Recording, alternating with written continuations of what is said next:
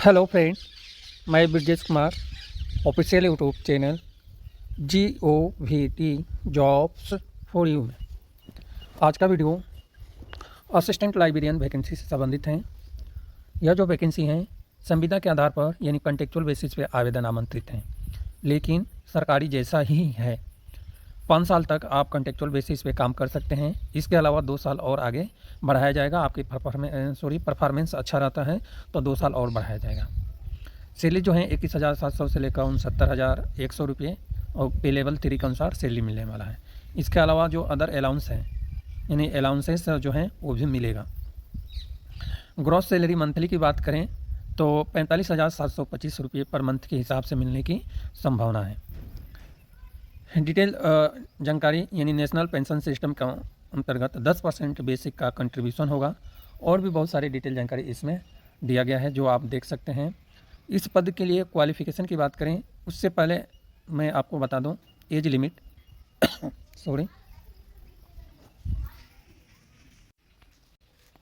Age limit की बात करें तो एज लिमिट 40 साल से ज़्यादा नहीं होना चाहिए। इसके बाद जो है हम बात करने वाले हैं क्वालिफ़िकेशन। तो क्वालिफ़िकेशन में जो है कैंडिडेट के पास यानी यदि आप अप्लाई करना चाहते हैं तो आपके पास एमलिब होना चाहिए, master of library information science. इसके अलावा MS ऑफिस का अच्छा ज्ञान होना चाहिए। लिप्सिस या कोहा जैसे सॉफ्टवेयर की जानकारी होनी चाहिए। डिप्लोमा या सर्टिफिकेट कोर्स IT में है तो आपको ज़्यादा महत्व दिया जाएगा।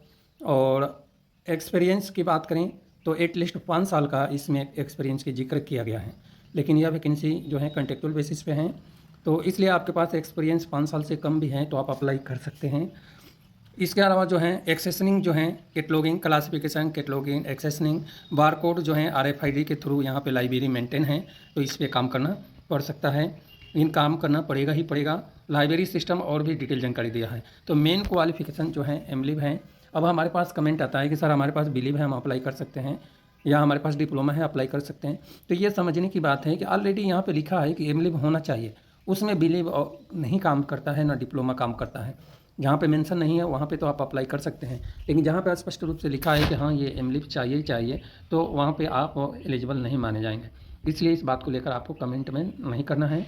यहाँ पे जो डिटेल जानकारी है अदर टर्म्स एंड कंडीशन में eligibility, qualification, experience, age limit जो है लास्ट डेट तक ही आपको काउंट करना है। यदि आपके अपेयरिंग में है तो यहाँ पे अपेयरिंग में भी आप अप्लाई नहीं कर पाएंगे।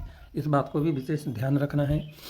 अप्लीकेशन फॉर्म फिल करने की अंतिम तिथि यानी यदि आप इंटरेस्टेड हैं तो ऑनलाइन अप्लीकेशन फॉर्म फिल करना है। इसके लिए वेबसाइट है, आप नोट कर लीजिए https://www.nibmindia.gov/careers/ इस वेबसाइट पे आप जाएंगे, यहाँ से अप्लीकेशन फॉर्म फिल करेंगे और 15 सितंबर 2025 अप्लीकेशन फॉर्म सबमिशन करने की अंतिम तिथि है।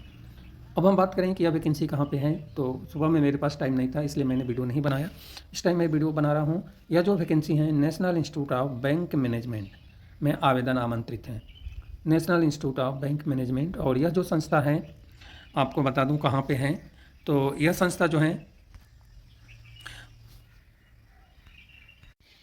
यह संस्था पुणे में है, महाराष्ट्र में, यानी महाराष्ट्र में है और यहीं पे आवेदन आमंत्रित हैं।